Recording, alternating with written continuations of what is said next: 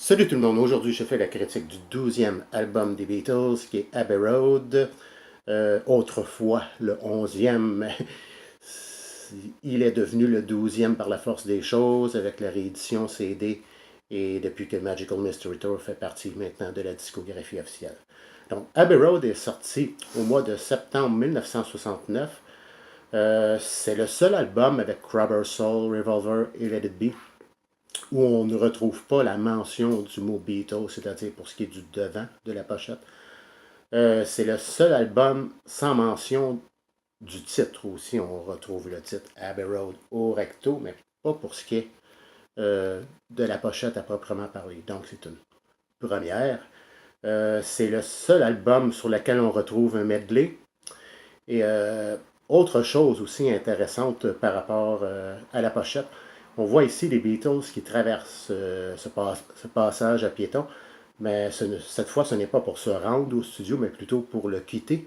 Et c'est assez significatif dans le sens que c'est le dernier album, Abbey Road, le dernier album à avoir été enregistré par les Beatles, même si, même si ce n'est pas le dernier album à être sorti, puisque Let It Be, qui avait été enregistré avant Abbey Road, est sorti finalement après Abbey Road.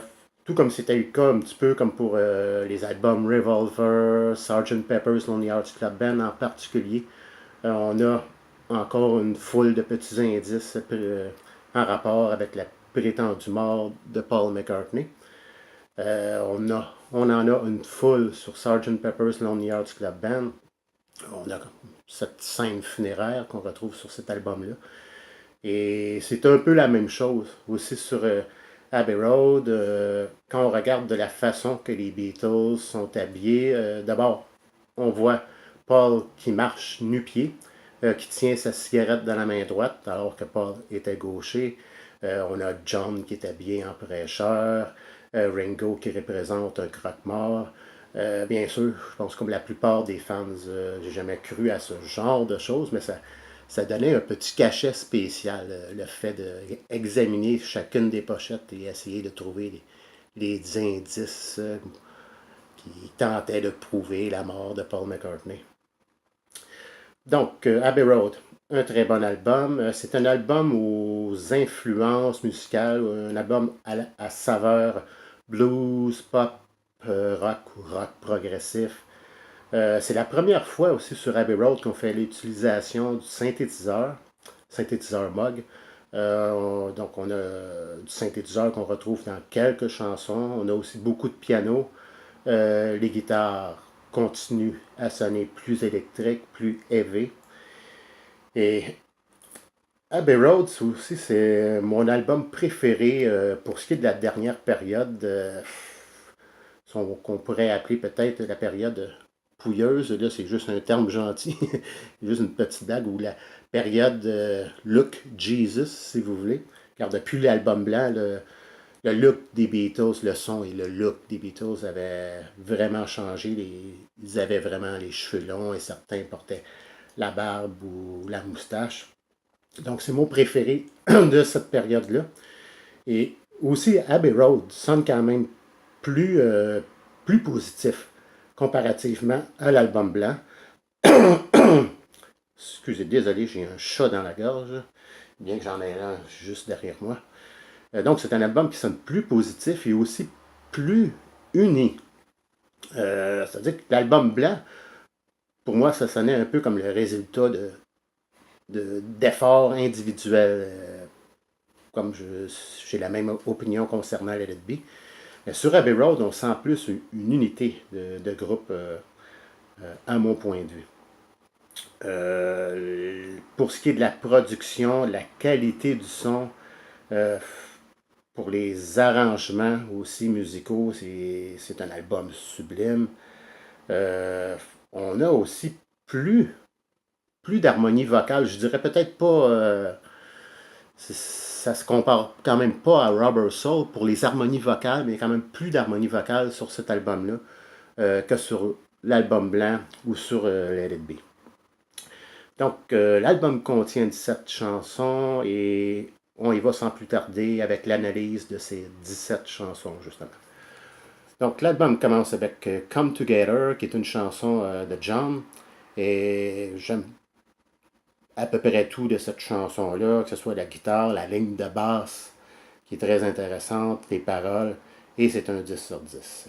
Chanson suivante qui est Something, une des plus belles chansons de George, et que ce soit pour la mélodie ou les paroles, même chose, c'est une très bonne chanson. Et la partie que je préfère vraiment, c'est quand George chante You're asking me, will my love grow? I don't know, I don't know. Et ça me suffit à donner un 10 sur 10 pour cette chanson-là.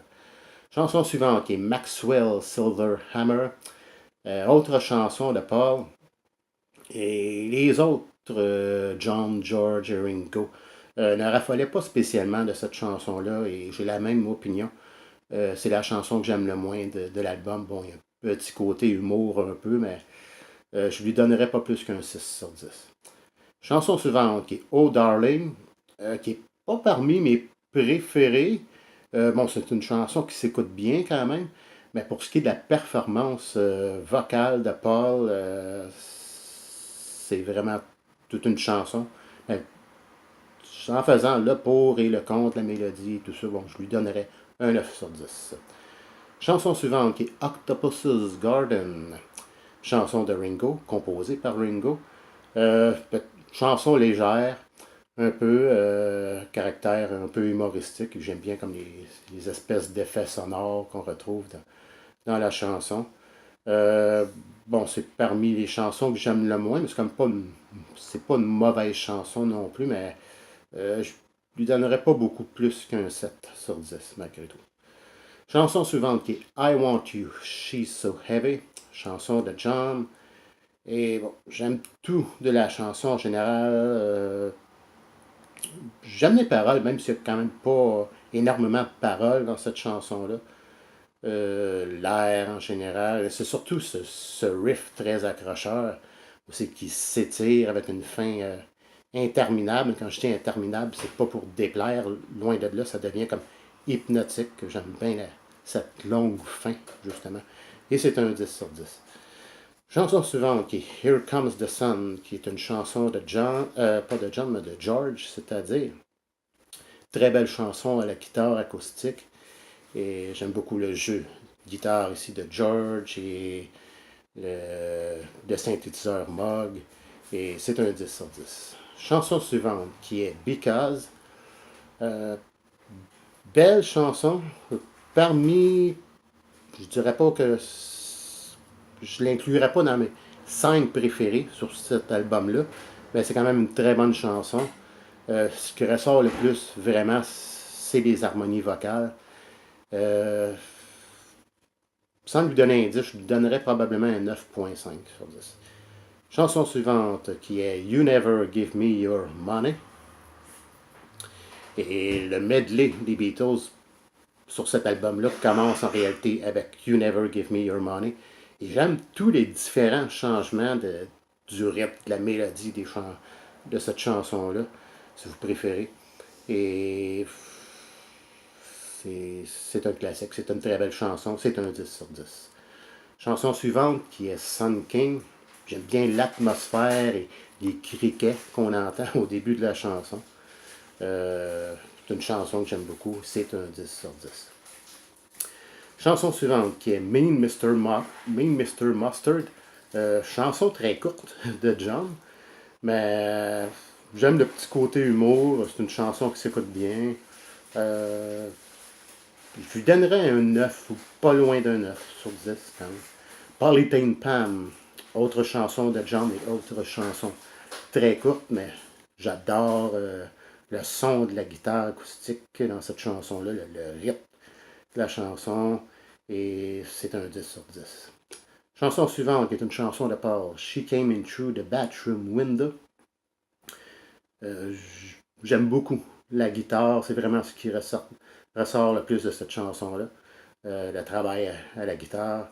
Et je lui donnerais un 9.2, 9.3, quelque chose du genre.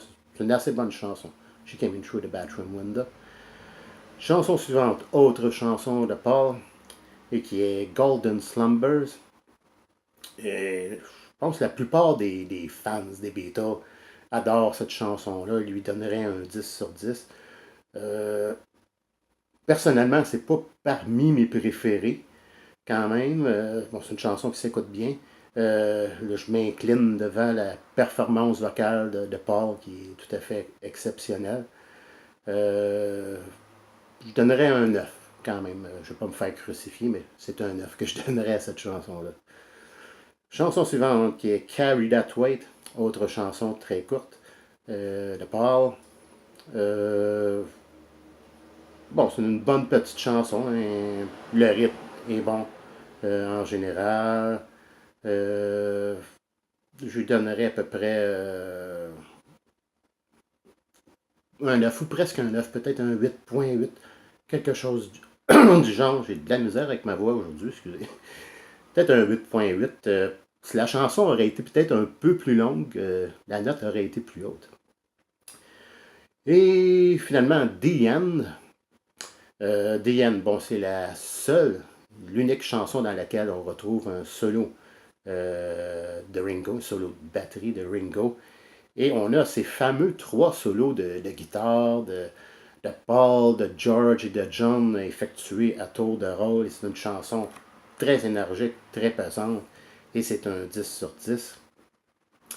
Et on a cette chanson cachée, qui est Her Majesty, qui est inscrite quand même au recto de l'album. Mais originalement, cette chanson n'était pas écrite au recto de la pochette pour ce qui est du vinyle.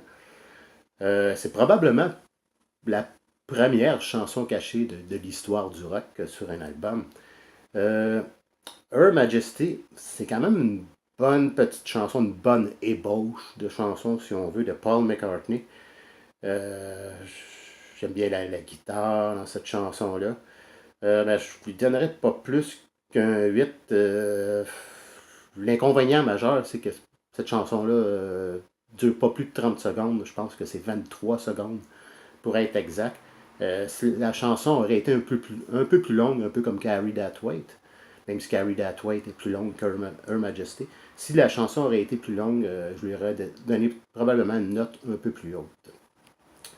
Donc, c'est tout pour ma critique. Dans l'ensemble, donc, pour cet album-là, les notes varient en général entre 10 et 9. Bon, il y a quelques notes plus basses un peu, mais si on tient compte quand même de la qualité de la production, de la qualité sonore de l'album et du fameux medley, on ne peut pas faire autrement que de donner un 10 sur 10 à cet album-là. Donc, c'était tout pour ma critique d'aujourd'hui. J'espère que vous avez apprécié. Et comme d'habitude, ne vous gênez pas pour donner un petit coup de pouce et laisser vos commentaires. Donc, je vous remercie et je vous dis à la prochaine.